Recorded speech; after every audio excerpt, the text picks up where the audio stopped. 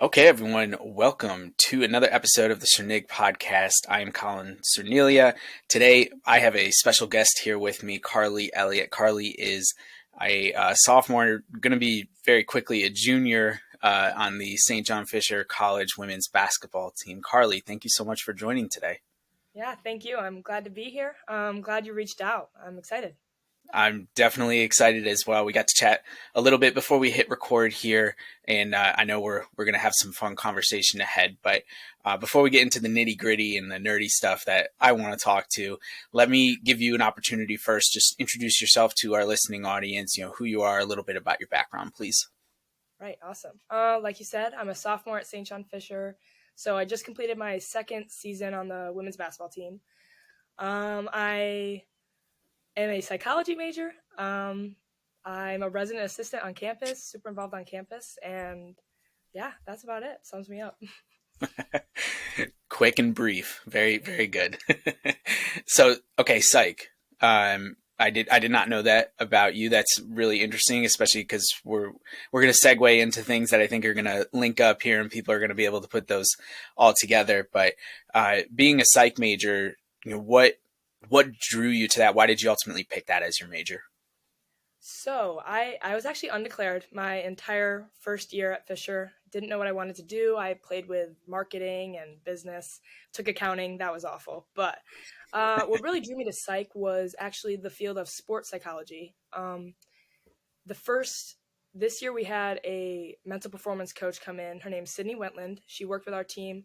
She was absolutely amazing. She worked with all the players on the team, and she kind of opened my eyes up to not only the mental aspect of sport, but also just something that I use in my everyday life. And I really enjoy psych because it's a study of why we do the things that we do, how our brains work, and that just kind of interests me. I think it's something like outside of the mental health aspect, it's really just something that we carry with us throughout our lives. So I thought it Sure. was really interesting. Yeah. So presumably, at least you have been an athlete for a pretty long time, right? Right. Yep. Okay. And it wasn't until at least recently, like you just said, that the mental side of the game, if you will, kind of crept in and said, okay, there's something to this, how it affects my performance, how it affects the performance of the team, Absolutely. even in those type of things. So that's just really interesting to me that you can you compete at a high level, throughout your amateur career, if you will, and then not have a ton of focus on the mental part of the game. Like, did you ever feel like you ran into challenges because you didn't have the tools like to figure that stuff out in the past? I would say definitely. And I think almost every single athlete could say the same, even if they weren't exposed to this kind of, I guess knowledge is the right word to say. But even something as simple as dealing with like pressure that athletes face and like put on themselves. I know I internalize a lot of pressure, even in practice, like when it's totally non competitive play. Like, I think it really, what's crazy to think that my whole life I've been an athlete since I was 5 years old, and only recently did this kind of come in, like you said. I think it would have helped me in high school a lot. There was a lot of adversity I faced in high school, my whole team faced in high school, that I think understanding the mental side of the game would have benefited a lot. So it's definitely something I want to go into because I think everyone could benefit from it. But yeah, I think it's awesome. Sure, sure. So, can you share at least maybe a few of the things in terms of the pressures that in the past that you had come across? Like, what were some of those challenges? And, we don't necessarily need to come up with solutions and how you could have handled it differently, but I'm just curious as to what popped up that, you felt like, hey, if I had the information I had now, I'd be better off. Right. Well, for one, I mentioned pressure. I think a lot of athletes, I know I struggled with this myself, value a lot of themselves and they base that value on their performance in a sport. I think there are a lot of times where if somebody doesn't perform as well as they'd like, it can affect them mentally. Yeah. I know there are times where if I'm not performing well, it comes onto me and affects my everyday life, whether it's in school. or just being a person. And I think understanding that there's more to life than sports is also very important. I know that's something I came about, and I know we're going to talk more about like the whole Sportsmanship Award and all of that. But yeah, just dealing with pressure of every day, feeling that you need to get the approval of others, of family members. I know at the D3 level, there's no scholarship pressure, which I don't understand how D2 and D1 athletes could deal with that. But I think just finding the love of the sport can be difficult when you're constantly battling that internalized, I guess, pressure is the main word to say. But once you find that balance, it's like life changing. Sure. Okay. So let's backtrack a little bit again. You said athletes starting around age 5, basketball right away. Was there other sports? Oh, other sports, a couple. I played soccer for a couple years. I actually played football because football is my favorite sport, believe it or not. Okay. I played tackle football for a year, and it was awesome. But I started playing basketball at, I think, 9. It was like 3rd grade, so around that time.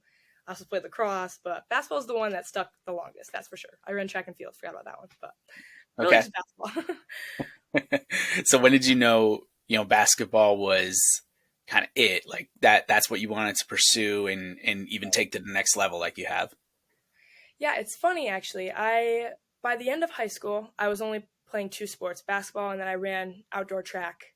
I really think I just ran outdoor track to kind of stay in shape, and it was more of a social thing. Basketball was the only sport I had a real like passion for. I loved my teammates. I loved the culture of basketball. And I wasn't going to play basketball in college. I had never considered it actually until after I selected St. John Fisher. So it was around May of my senior year. I had just decided to go to Fisher, and my senior season had ended and it was cut short because of COVID. And I remember thinking to myself that I don't think I'm ready to be done with this. Like I think there's still more and like a further place I could get to with basketball. So that's when I reached out to Coach Kaburka, set up a meeting with her, and then tried out the fall of my freshman year and just worked out. I think it was perfect timing and placing, but I'm just really grateful that I got the opportunity to play at the collegiate level. I am so thankful for it every day.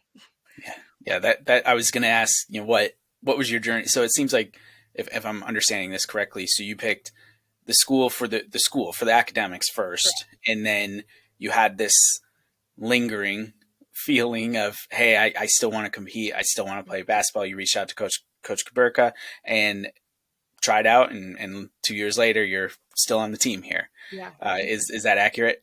Yes, completely. Yeah. That worked Okay. out.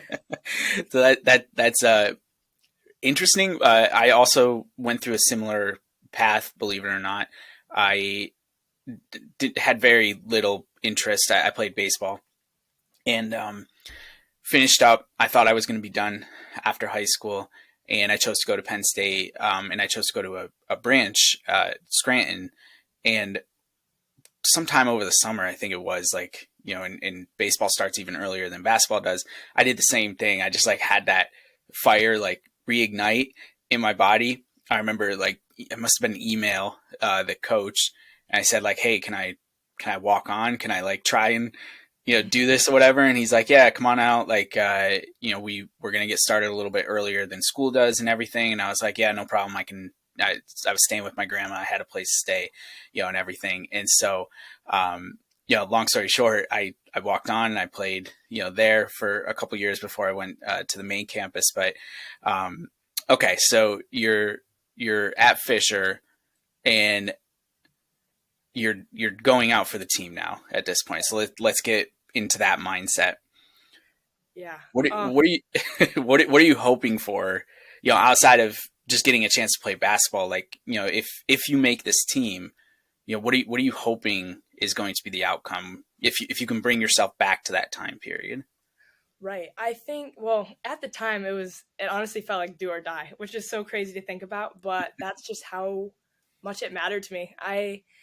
I didn't think it would after high school, kind of similarly to how you felt, where you're like, oh, I thought I would be done with the sport.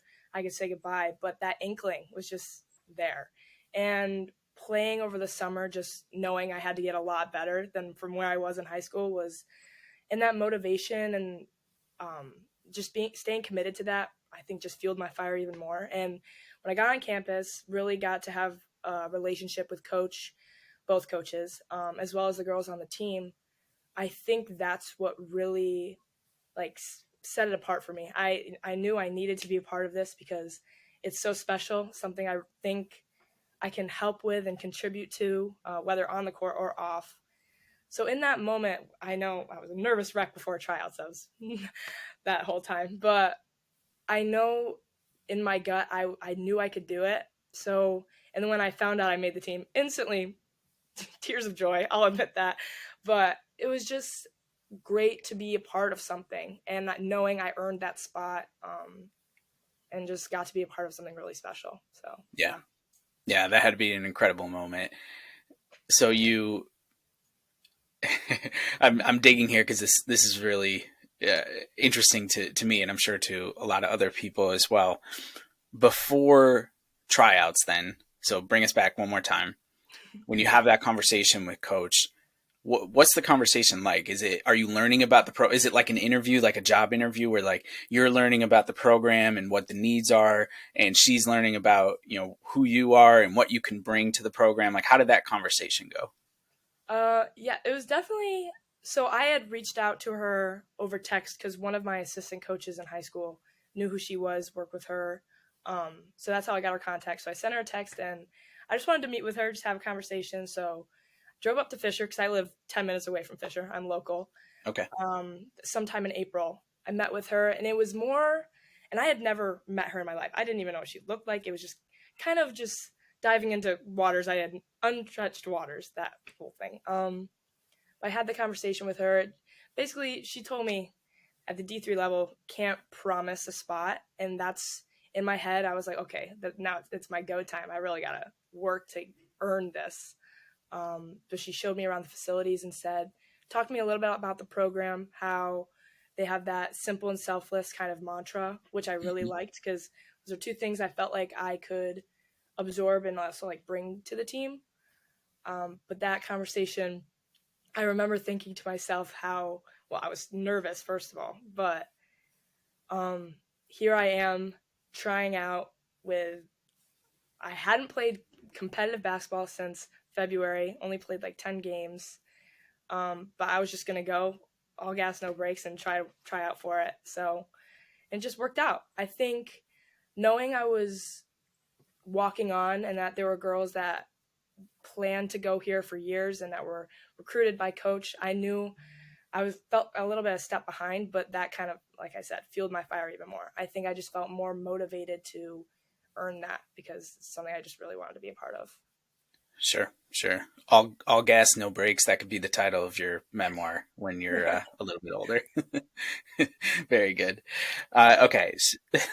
So you achieve goal number one, then you make the team. You're there. What happens next? What walk us through, what was the thought process? What did you have to do? What are the immediate things that happen after you make the team? So, at that point, I was the only walk-on who made the team, and it felt really good. I remember I was never one to care so much and reflect so much about playing time. In high school, I didn't start in high school. I was more of like sixth man rotated in. But that I honestly kind of like that little sweet spot. So I knew my first year I didn't expect anything. That was really the main thing. I didn't expect anything. Once I made the team, that was just my time to embrace any role that came my way. And I still do that today. I think that was the biggest thing for me is I've been given this opportunity to be a part of this. So whatever's asked of me, I'm going to do. So I would compete in practice every day, and it was a blast. I had so much fun. The girls are amazing. My teammates are amazing. And that makes it so much easier to embrace any role that comes your way. So from that point on, I made the team. I would just work hard every day in practice, be the best teammate I can be, and that's that.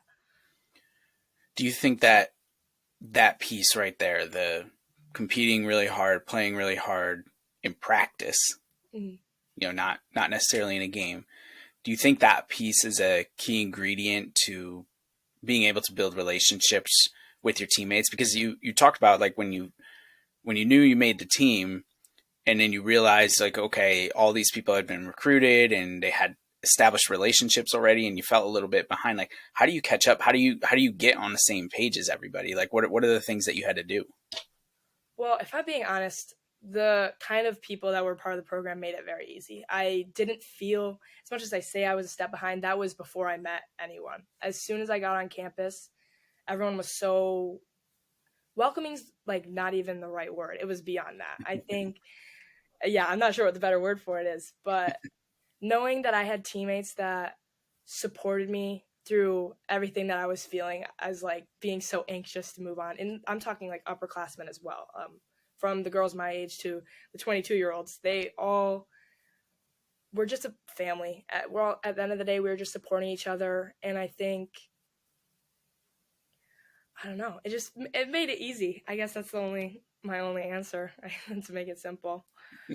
Okay. So let's fast forward now a little bit to more recently. You were the recipient for the second straight season of St. John Fisher College. The women's basketball program has a Sportsmanship Award. And that award, if my definition is correct, is based on character, selflessness, and friendship on and off the court. And it's the person who's most admired, for those traits. Given the recommendation or the testimonial that I got from Coach, I'm not really surprised by that. But to you, when you hear that, let's just start with reflection, and then I want to dig a little bit deeper into the award. But when you receive an award like that, how do you feel? Well, I guess honored is the best way to put it. Knowing that all of my teammates selected me for like be nominated for that award, I think it just makes me thankful that I have the teammates I have. Sure, they can select me as the person they admire for like selflessness and being a good teammate, but it's like I said, it's my teammates that make that so easy. I've always, I think being selfless stems from more, like you said, that character of just like wanting the best for other people. And that's truly just all I want for my teammates. And I think I work to build relationships on and off the court, especially like this year we had a good number of first years coming in, and I find value in just making those relationships with everyone on the team individually. And just knowing that I have friendships with everyone and we all relate to each other on different things, and that makes it easier to be the teammate that I can be. Sure. Okay, so help me work through this then. These past 2 seasons, as a team, you have been phenomenal. 2 really great back-to-back seasons, championships, different things like that.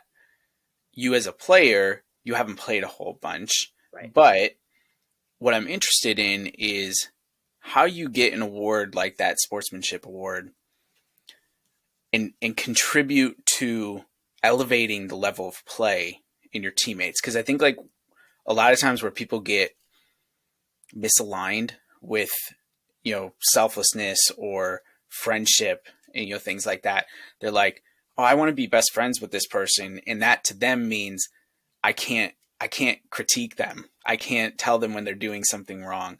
Like, in order to elevate your performance, though, and to get to a place where, collectively as a team, your team has gotten the past 2 seasons, there has to be something, whether it's the coaches, whether it's players, whether it's something or someone or a group of people who are pushing beyond what is comfortable, to other people. Like, do you feel like you're able to walk that line where you say like, I can be your friend, but I can also like get on you if I see that you're being lazy or something like that?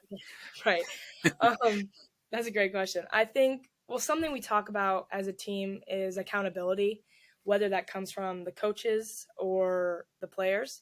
And I know personally, I think other athletes could relate to this, that it, as much as you can respect your coach and listen to what they have to say, because at the end of the day, they're the head of this program. They know what they're doing. I think it hits harder, or like, hits harder is the right word, I guess, when it comes from a teammate. I think because you can be best buddies, you go to the dining hall after practice and get ice cream and be all happy smiles, but at the end of the day, you're there to push each other because you all collectively want to have a successful season, achieve these goals. So accountability is a huge part of that, whether it's in practice and just making sure people do their off season or lifts out of practice on their own and that kind of thing. But it's it's not hard to hold others accountable when most of the time everyone's doing what they're supposed to because we're all pretty locked in, I guess is the right term. But yeah, I think there's definitely a line to walk finally across when you're trying to make your teammates better, but also just be their friend. But Sure. it's not too hard. Yeah. Fair enough. So I mentioned then the success as a team that you've had over the past 2 seasons.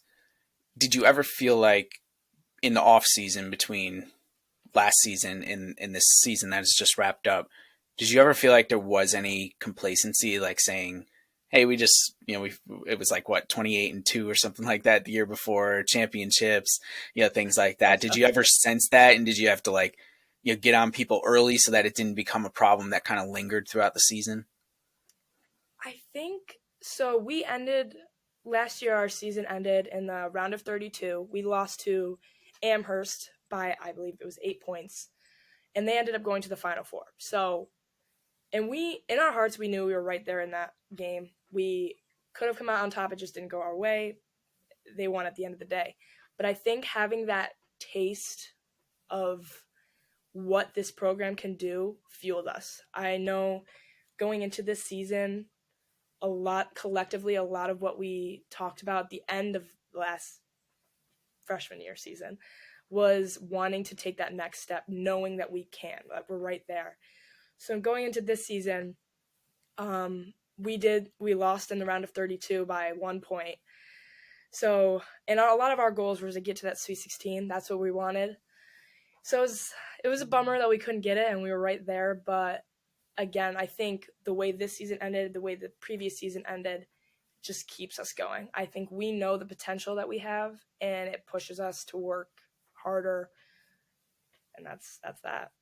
Yeah, yeah. So even I guess for you as a program, you're at the point where like maybe the ultimate championship, the ultimate mountaintop hasn't been reached yet. Like go through that tournament. There's been regular season, there's been conference tournament championships, things like that. So it's like we still have more to do. The job's not done yet. Am I hearing that correctly? Yeah, I think I don't know if you're familiar with our conference, but we went undefeated in conference play this year.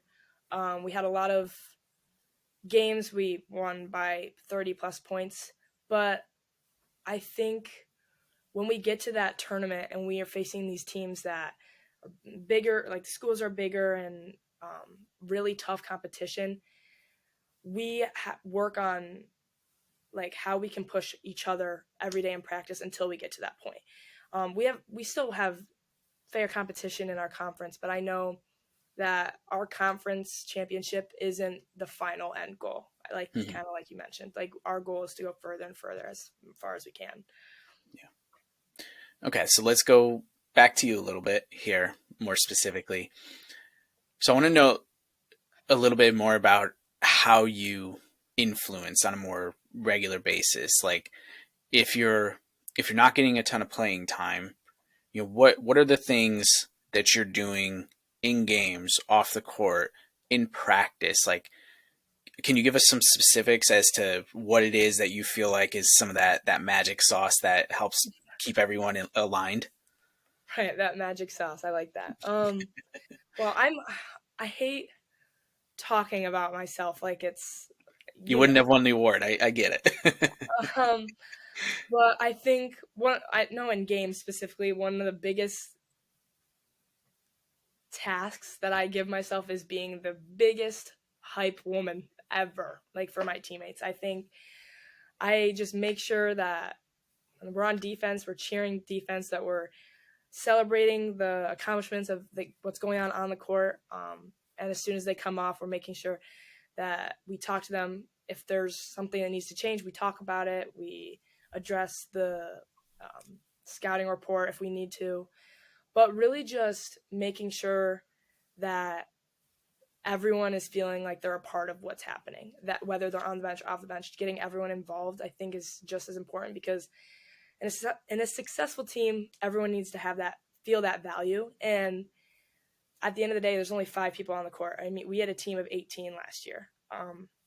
So I think one of the main kind of jobs that I gave myself was just making sure that everyone felt like they were a part of it, and just, yeah. And then in practice, just being super vocal, leading when I can, if the energy's down in practice, talking to the team and just trying to get everyone's energy up, and then just like celebrating the great things that my teammates do in practice, but also the accountability aspect where someone makes a mistake, not even critiquing them, but also just reminding them, like, you've got the next one. Just trying to be a support system, because I know they do the same for me. So Sure. If you don't mind being vulnerable for a second here, I mean, are there times where it's difficult for you to, to get up, so to speak, or to show up when you're probably not going to see the floor that night, right? Or if you do, it's going to be very limited and everything. Like, how do you, especially now, you're kind of pairing that with the work that you had with the mental performance coach this year? Like, how do you work through some of those times where mentally you are not feeling up to par, but you know how important it is for you to show up for your teammates? right, this is a great question. I think anyone in that position can say that it's difficult at times.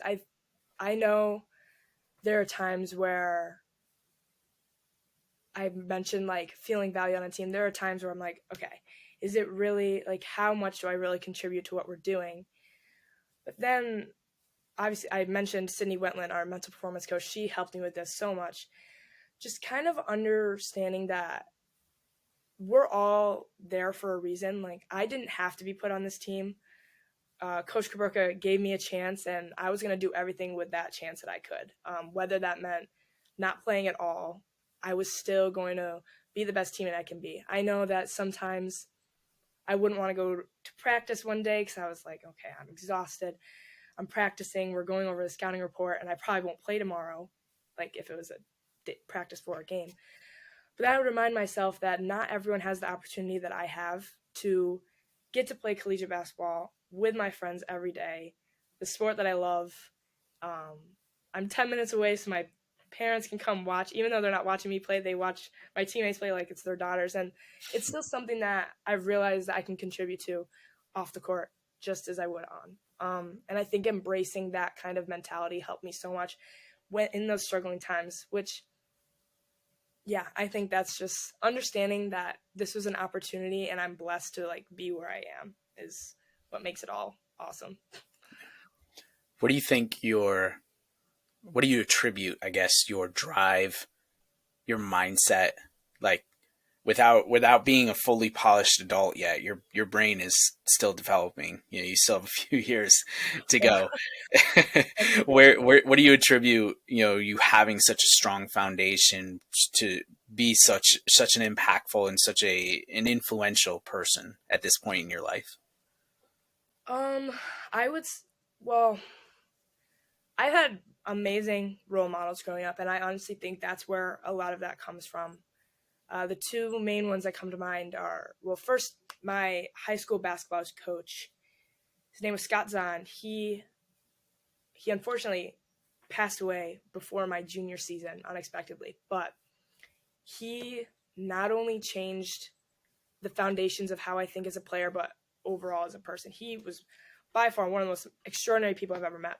And something he kind of relayed onto his players and me that really struck me were the words, embrace the moment. That's been a mantra of mine ever since I've met him. And I think it's kind of speaks to, like I said, the opportunities that come my way.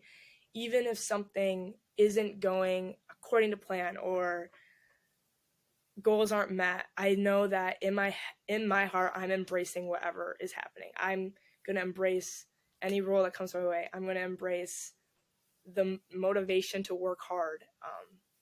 So he was definitely someone who kind of helped me build this mindset It still does to this day. And then second role model I was going to talk about is my dad, who is the most selfless person I've ever met in my life. And I think having someone like that growing up with and just watching how they go about their life, it really relays onto me. I think I'm not going to say I'm the most selfless person in the world, definitely not, but he helps me kind of establish that the way I want to live my life is by trying to do what's best for other people, and kind of like that team first mentality, and having those two role models in my life really have built that foundation for me by far.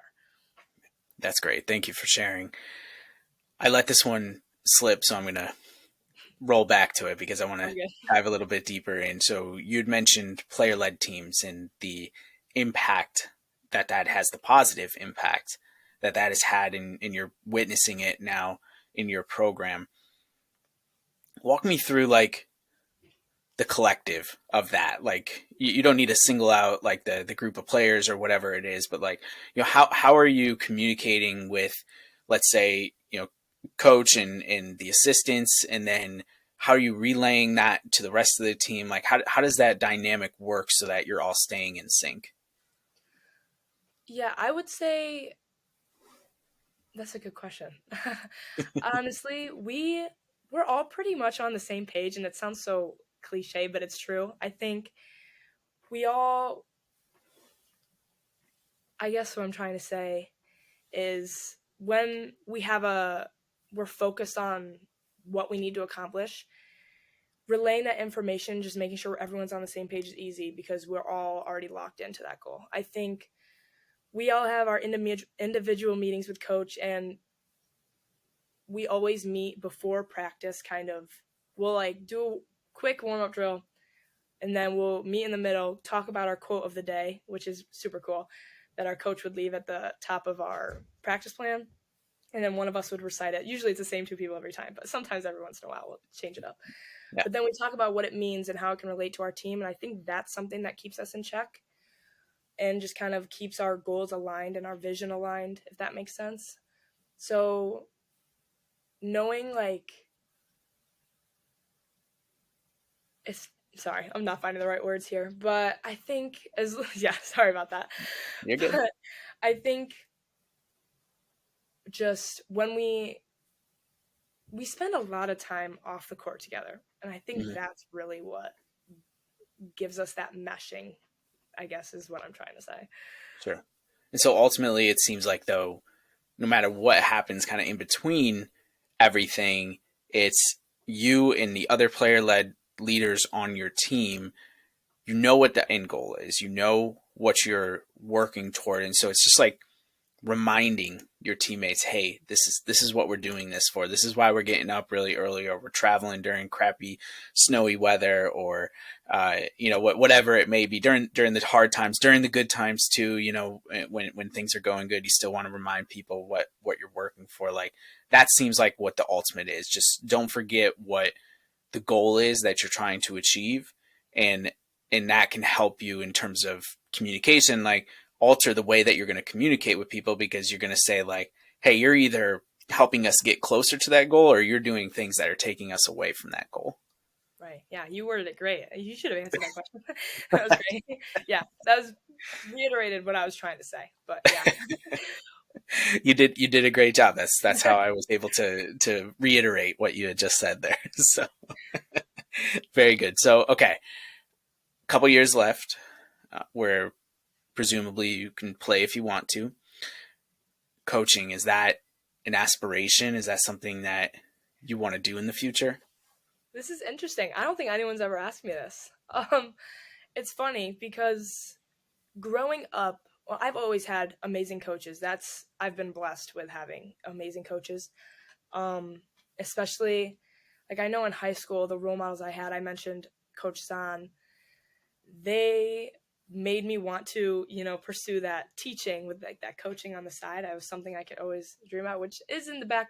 I have it in the back of my mind, but I think I would want to coach just so I could have the impact on people that my coaches have had on me. I think that would be the coolest experience being on the other end of it, knowing that I've had coaches who have impacted my life in numerous ways and extensive ways, and knowing that I could do the same for others, and also kind of relish that feeling of being a part of something so special and just like continuing that for however many years would be awesome. So I would consider it, definitely.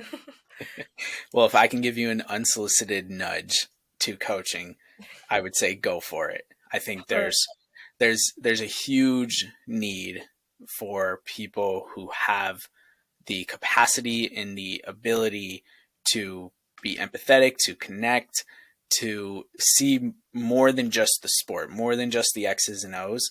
And I think through not just the awards that you win, which is obviously a great recognition, but the things that your teammates and your coaches say about you, the way that you think about yourself, even. I mean, to have that self-awareness is really important. I think there's a huge void in coaching across all levels where we're not doing enough to connect with people and use that as a way to elevate the talent and elevate the, obviously you want to win the game, right? Whatever sport it is, but there's too many tacticians out there just worried about X's and O's. And that's at the detriment of, the majority of people. We're talking about kids. There's a very small fraction of professionals out there. And so you're talking about kids, you're talking about people who are going to move into various other professions in life. So, I think you have a great foundation for it. I hope it's something that if you haven't given thought to, you think about in the future, but I think you'd be great at it. Okay, a couple more things before I let you go here today. Basketball wise, let's just have a little bit of fun. What would you say is one of your favorite things to do on the basketball court? oh my gosh, like that's, so how do you mean, like moves, or just like in terms of just like anything? Whatever you want to, you can give me more than one if you want. How I want to answer that? Well, if we're talking from like a generic standpoint, favorite part of basketball in the grand scheme of things is playing pickup with my friends. I think that's something I'll do till I'm 80 and don't have hips that work, because it is just so much fun. But let's say I'm in practice and oh, this is a good question, because like sometimes you have these plays in basketball that just give you that like awesome feeling, like any sport. That's a good question. I think honestly, if I'm gonna be honest, making like a really good pass is what like my favorite thing to do on the basketball court. Like if I can make like a behind the back pass to one of my teammates, that's top tier for me. Or like I don't know, that's probably top tier for me. Okay. Really good pass. Might be a dumb answer, but I like it. It's fun. No answer is a dumb answer here. Then you just go crazy together with one person. You make a move and Yeah. everyone goes nuts. Then you like the two of you can like go crazy. It's so Yeah. fun. Yeah. There you go. You get to celebrate, and it's a shared event. I get it. I get it. All right. What about favorite basketball players, past and current? Okay. I don't know if everyone will agree with this, but I am a Jordan over LeBron. Personally, I'm Jordan over LeBron. Wait, what? Before you go to other ones, why? Oh man, there's so many reasons. Have you seen The Last Dance? Yes. That alone, if I had to one answer, it'd be that. If anyone thinks LeBron's, they gotta watch that. So if you haven't watched it, couldn't care less what you think. No. I just think I just love him. I think LeBron's great, but I think championships speak a lot into that too. Yeah, I'll both leave it at that. both things can be true. You can love Jordan and like LeBron too. Right. And then other than that, I've always been a Giannis fan, and I don't want anyone to say that I'm bandwagon, but I've had a Giannis jersey since 6th grade. He's awesome. His story is just really cool. And then for girls, Caitlin Clark is blowing it up right now. She's just absolutely crazy. I've always liked watching her play, and I say always, basically like the last month. So, Yeah. but she's awesome. But yeah, that's pretty much wrap it up. All right. Well, what about you? Oh, me. Okay. My number one favorite all time was Kobe. That's what I can vividly remember on a screen probably smaller than my laptop here, watching Laker games on NBC, the Sunday NBC game of the week back in, I think it was like right when the dynasty was beginning, the Shaq Kobe years. So that's like when I got into the NBA. WNBA, I've had a few people over the years: Sue Bird, Candace Parker, Maya Moore, Brittany Griner. Even to I was never a big person, so I couldn't like emulate her style of play. But she's obviously dominant. Those are a few. Elena as well. Currently in the NBA, I love the Splash Bros. I love Steph and Clay. I got to see Giannis. That was actually one of the last things that we did before lockdown. I'm in Charlotte, North Carolina, and they came. Giannis had like a triple double or something like that. He was incredible. Not that the Hornets are ever any good, but it's that's where I've gotten to see a bunch of the NBA stars. I got to see KD. I got to see the Splash Bros. I got to see LeBron. That's awesome. Giannis. All of them come when they play the Hornets here. So yeah, the NBA playoffs are shaping up here soon, and then the W is going to get going. I love the Becky Hammon is one of my favorite people too. So I love that the LA Las Vegas took home the title last year. We'll see if they can defend it, because there's definitely been some movement with the Liberty now having Stewie and Sabrina and all them over there. But yeah, I'm love basketball. Was never very good at it. And that was, one of the things I was thinking about before, you and I were recording today. Probably one of my first, no, I wouldn't say first, my first non-baseball interaction with failure was in basketball. I was really good at baseball. I had some struggles, but I'd already worked through them. I was really, really good at soccer. Hated it though. and and then basketball, there were two teams my freshman year of high school, two freshman level teams, and I made one. I think I was probably like the last person picked. Barely played, spent a lot of time on the bench.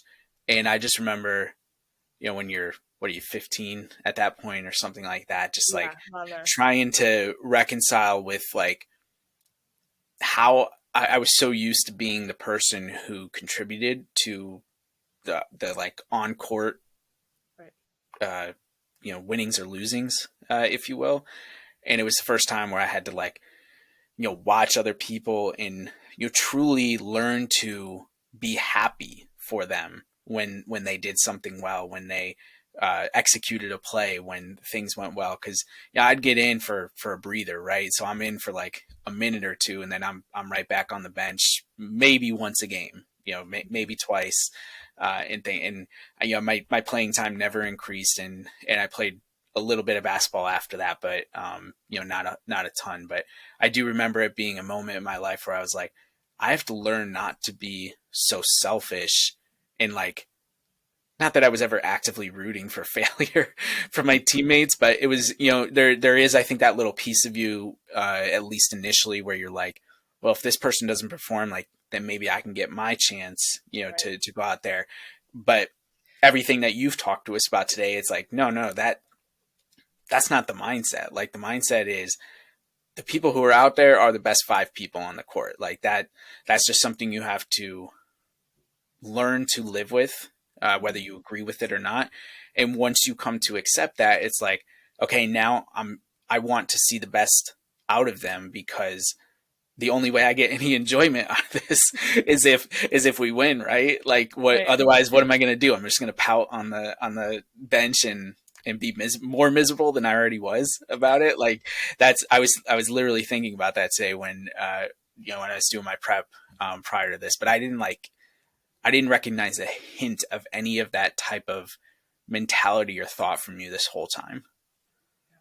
It's definitely something I think it's learned a lot. I know, like, I can say that, oh, I've always had this mentality, but I think it's human nature to want that it's competitive human nature. And at the end of the day, you could look at it as if you're competing with the people sitting next to you, but like you said, it's really just more about wanting what's best for them. I mean, they're on the court for a reason. I think one of the biggest things is I have faith in those players. If they're on there and I know that they can do the job better than I can, then that's why they're out there. We're here to win. So I think that's just kind of where just the foundation lies. Yeah. And it doesn't mean that you can't work to get better, Right. right? Yeah. Or aspire to be better or want to do great things, but it's just like recognizing, having that self-awareness to say like, Mm-hmm. it's more detrimental than it is good for me to pout, for me to hope bad things happen to my teammates, to talk smack behind their backs, to other teammates and things like that. Like, I were you were you in the program yet when it was last off season when the team read my book? Do you remember doing that or not? That was, I believe, my first year, but the upperclassmen, it was Culture of Excellence, right? The Right. Yes. Yankees. The upperclassmen read it. The first years read John Gordon's The Hard Hat, Energy Bus, Got it. mostly. But I am gonna ask my coach for a copy of your book because I do want to read it. I'm not just saying that. I really do want to read it. So I feel bad that I haven't, or else we can talk about it a little bit. Yeah. No, I'll get you one offline. We can hook that up. But the reason I was bringing it up is because there's this is like maybe one of the biggest things that always stands out to me, and it's what you talked about beautifully not doing. It's in the player led section of the book, which is my favorite part of the book. Mm-hmm. The Yankees, like prior to what we know the Yankees to be today, like a really stable, sustainable organization, were toxic, like were really bad. And there's this quote from a player who later returned to the organization, like after they kind of went through the transformation. But in his first go around, he'd say that he'd be sitting on the bench and like people were actively, like loudly rooting for their teammates to make outs because they wanted more playing time. They wanted to earn more money, and things like that. And I just remember thinking like, I don't know, maybe, I guess I'm just not a mean person. Like I could never see myself doing that, to somebody, even if I felt it like really deep down, like it would be really hard for me to actively root against somebody. But I'm like, it happens. It happens all the time. And I think that's what I want to highlight is like, it happens at the professional level. It happens at the college level. It happens at the high school level. It happens in peewee football or whatever level is lower for basketball. Like you have people out there who don't have Carlee's mindset, that don't have that ability to see the bigger picture, to want the best for their teammates, even if that means that you're like who was the captain for the women's soccer team?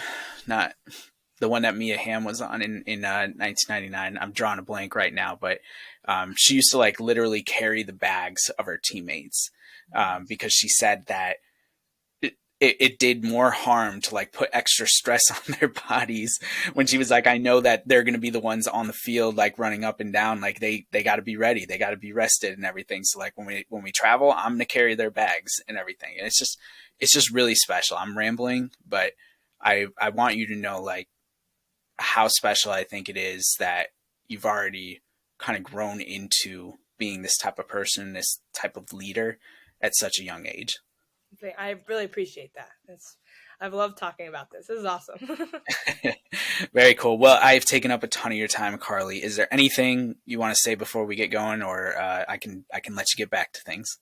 I feel like we talked about a lot. I think the last thing, kind of wrapping it up, is like, I know I wanted to mention this earlier and then I forgot about it until now, where we talked about, I'll keep this brief, I promise. We talked about how though we can have this mindset, there's that balance between still wanting to earn it, I guess is what I'm trying to say. What I remember thinking about when we were talking about it was a conversation I had with my coach. We've had it multiple times, where it's kind of like embracing it, but you're also not satisfied, if that makes sense, where Yeah. you will enjoy any role you're in, but at the end of the day, you always work to grow. I think growth mindset is super important, something I've worked on. But yeah, that was just the one thing I wanted to like throw in there that I think is cool to think about too, where getting to where I am and having this mindset has been a journey, and I've loved every second of it, truly. But I also, if any, for like people listening, I think it's also important to note that you can be in that role, but still be, I don't want to say selfish, but like thinking about how you can grow as well. Like there's Yeah. a balance, definitely. I think it's just the last thing I wanted to say. Yeah. I love how you simplified it too. Obviously that comes from the program that you're in and the culture and everything that you're a part of, but embracing where you are, but not being satisfied. Like, again, that doesn't mean that you have to be a detriment to your teammates or to the team as a whole. It just means like, hey, I can still be a competitive athlete and not be satisfied with where I am and still work to get better. And hopefully that's going to be to the betterment of the entire team. I think that was a great way to put a bow on this episode. It's been, I will say, so the three main things I always look for when I have guests on: A, fun, ton of fun talking to you today; B, learning, ton of learning; and C, interesting conversation. Like, I think there was a lot of interesting things that you talked about that are going to have people either taking notes or pausing to literally think about the things that you said. But on top of that, there's a lot of positivity. There's a lot of just really good energy. And so I can't thank you enough for taking the time to do this today. It was super enjoyable for me, and certainly I'm wishing you the best of luck here in the future. Yeah, thank you again so much. It's been an honor talking to you, and I've learned as well. So